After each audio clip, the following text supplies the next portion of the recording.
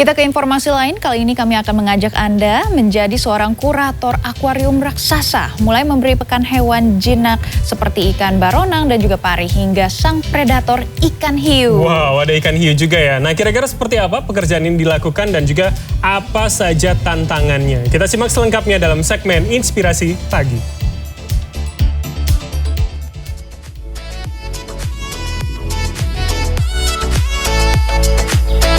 Libur akhir pekan, sejumlah tempat wisata ramai dikunjungi warga.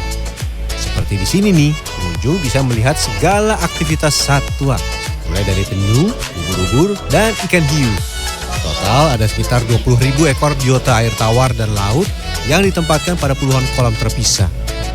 Dan yang jadi favorit pengunjung, tentunya akuarium utama.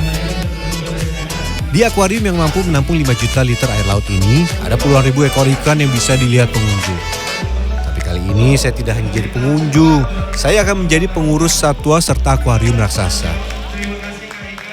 Wah, sebentar lagi jadwalnya hewan-hewan ini akan makan, dan makannya itu sehari 2-3 kali dan harus bergizi, segar, dan juga bervariasi. Kemarin kan sempat tuh ketika lagi pandemi tutup dalam jangka waktu tertentu, tapi makannya juga tetap dijaga. Kita akan persiapkan dulu makanannya di ruangan ini. Kita siapin buat makannya, Bang ya. Iya. Ada beragam jenis ikan yang bisa digunakan sebagai pakan biota laut penghuni akuarium utama ini. 2 diantaranya adalah gurita dan ikan kembung. Yang ini, Bang? Iya. Dingin banget.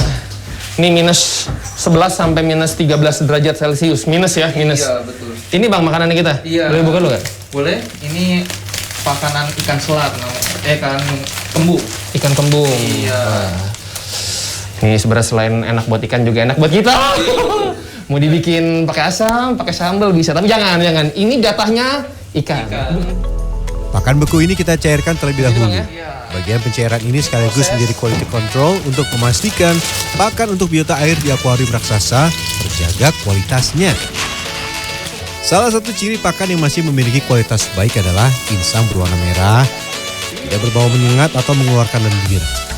Kalau sampai memakan pakan yang tidak layak, wah bisa menyebabkan apa ya? Dampaknya itu biasanya sakit. Dia entah itu kena penyakit susah makan, atau kualitas airnya juga terganggu jadinya gara-gara pakannya jelek. Jadi kualitas terganggu, menimbulkan jadi banyak kutu, kuman-kuman di situ. Ini gurita, bagian kepalanya doang sebesar ini, dan ini yang tidak boleh sampai termakan. Ini apanya sih, Bang? Ini adalah kotoran, terus sama tinta buat pertahanan tubuh si gurita sebenarnya. Dan nggak boleh kemakan ya? Nggak boleh ada di dalam akuarium sebenarnya. Sip, terakhir kita pisahkan berdasarkan ukuran potongan ikan. Campurkan semua ke dalam ember besar ini. Hari ini ada ikan selar, kembung, tongkol, gurita, dan udang. Oke, sudah ada makanannya, sudah siap. Segar, pokoknya segar, sudah bersih. Kita kasih makan, feeding time. Saat memberi makan, kita wajib mengenakan peralatan selam. Ada tangki oksigen, fins, masker, dan yang tidak boleh ketinggalan, sarung tangan. Kalau yang sering diving dan lain sebagainya pasti tahu nih. Kalau udah rambut nyangkut satu, waduh, bocor. Satu ember pakan yang dibawa penyelam memiliki berat 25 kg. Jadi kalau kita bawa 2 ember, total beratnya menjadi 50 kg. Ini bisa untuk sekali makan ya. Dalam sehari tempat ini bisa menghabiskan lebih dari 200 kg pakan. Saya langsung diserbu nih. Oh iya, saya sempat ditegur karena memberi makan dari tangan atau by hand. Untuk pemula seperti saya, cara paling aman memberi pakan adalah dengan cara disebar. Sebarnya juga jangan hanya di satu titik saja. Semua dilakukan agar penghuni akuarium raksasa mendapat makanan secara merata. Pemberian pakan alias feeding time ini jadi atraksi untuk pengunjung sekaligus memperoleh informasi mengenai jenis-jenis ikan di tempat ini. Oh iya, saya lanjut lagi ya ke beberapa titik lain untuk menghabiskan makanan yang saya bawa. Setelah 30 menit di dalam air, saya naik ke atas untuk beristirahat dan bersiap menjalani pekerjaan selanjutnya. Tadi ngasih makan sudah beres, satu-satunya sudah kenyang, sudah 2 ember besar. Sekarang kita siap-siap buat ngebersihin, ngambil sikat dulu sama nyiapin vakumnya. Lumayan ya, 8 meter tadi. Bagi saya, menjadi pengurus akuarium raksasa dengan ukuran lebih dari 900 meter persegi sangat menguras energi. Akuarium ini merupakan salah satu akuarium indoor terbesar di Indonesia. Oke, sikat, selang untuk vakum dan alat berpegangan pada kaca sudah tersedia. Berarti kita bisa lanjut ke pekerjaan berikutnya. Panjang lorong di bawah akuarium raksasa mencapai 80 meter. Lorong ini harus dibersihkan secara berkala agar pengunjung nyaman saat melihat beragam satwa air hilir mudik di atas kepala mereka. Selain kaca, saya juga harus membersihkan kotoran biota laut yang menempel di karang tiruan. Menyikatnya harus perlahan dan dilakukan satu arah agar tidak merusak karang. Pastikan juga ya, posisi vakum berada tepat di depan sikat. Jangan sampai ketika menyikat kotoran justru berhamburan kemana-mana. Selain memberi pakan dan membersihkan akuarium, saya juga harus bisa mengetahui adakah ikan atau biota laut lain yang sedang sakit. Salah satu petunjuknya adalah satwa berada di sudut karang, pasif ketika didekati, atau berenang namun tidak seimbang, seperti miring ke kanan atau ke kiri. Nah, jika ada yang sakit, lekas bawa ke tempat karantina.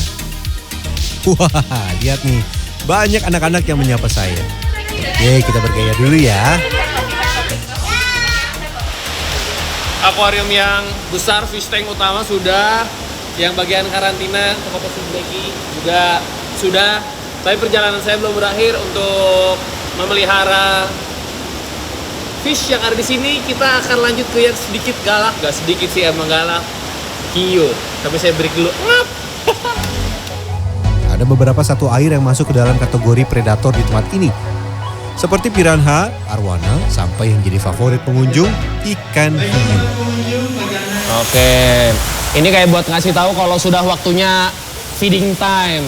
Bedanya kali ini saya nggak turun karena resikonya tinggi. Nanti yang turun pun harus yang punya pengalaman bertahun-tahun dan juga tetap menggunakan baju armor karena bakal di gitu. Jadi saya dari atas saja mantau. Sambil belajar untuk feeding di lain waktu. Ada 2 jenis hiu yang ditampilkan, nurse shark dan black tip dewasa. Ini alasan kenapa saya harus memiliki pengalaman dan sertifikasi khusus sebelum menjadi penyelam dan bisa bertatap muka langsung dengan predator yang satu ini. Kita kan ngasih nih, dan nyedot. Kita harus cepat juga tangannya setelah menarik. Kalau enggak, Ya kena tangan. Tapi kalau pakai baju ini kan nggak apa-apa kalau begini. aman ya. Paling naik biru-biru aja gitu doang. Memar-memar karena gigitan ya. Berarti kebayang ya kalau nggak pakai baju ini tuh sekali gigit wah bisa resikonya tuh aduh ngeri. Dan sebelum bertugas memberi pakan, penyelam harus menggunakan satu set shark suit yang terbuat dari stainless steel. Wah, pasnya tenang sekali ya. Jangan lupa beri pakan secara merata. Karena anak-anak kan tidak pernah ngeliat ya kalau cara kasih makan ikan gimana. Jadi kan ini mereka bisa langsung lihat, oh gitu mama kasih makan ikan tuh begitu gitu. Sharknya lagi makan gitu kan. Tentu menyenangkan ya buat mereka.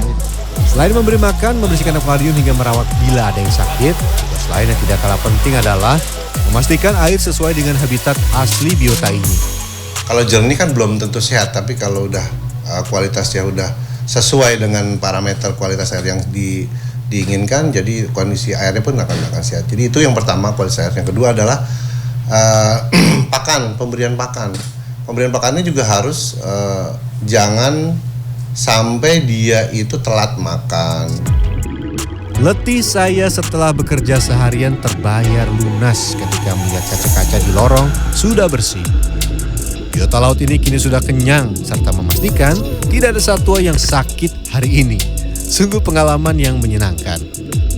Ya Fernando, Dwi Agung Yuldiarto, Jakarta.